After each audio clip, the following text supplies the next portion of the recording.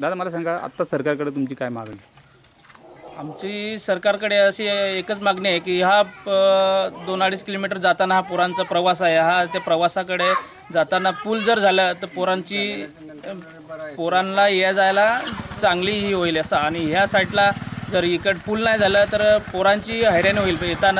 जाता येतात जर 5 किलोमीटर जायचा प्रवास झाला आणि याचा 5 किलोमीटर प्रवास झाला तर जाऊन येऊन 10 किलोमीटर प्रवास होईल. जर का सरकारने हा पूल जर बांधून दिला तर मुलांना चांगल्या सोयीसुविधा होतील आणि जीवघेणा प्रवास हा आहे मुलांचा.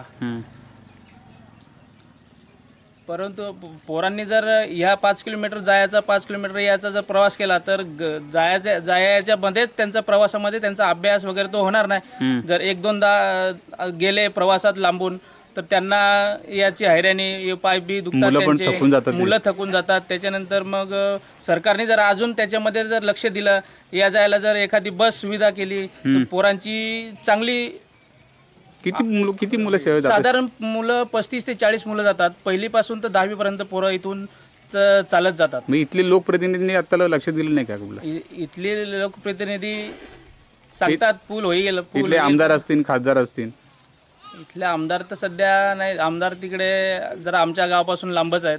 त्यांच्याकडे 1-2 वेळा तक्रार केली होती. ते बोलतात बांधू. त्यांनी हा दुर्लक्षच केलेला आहे. परंतु त्यांनी जर लक्ष दिलं तर 1-2 वर्षामध्ये पूल होईल, किंवा पुढच्या वर्षी पूल झाला तरी पण पोरांना या जायला चांगलं होईल असं.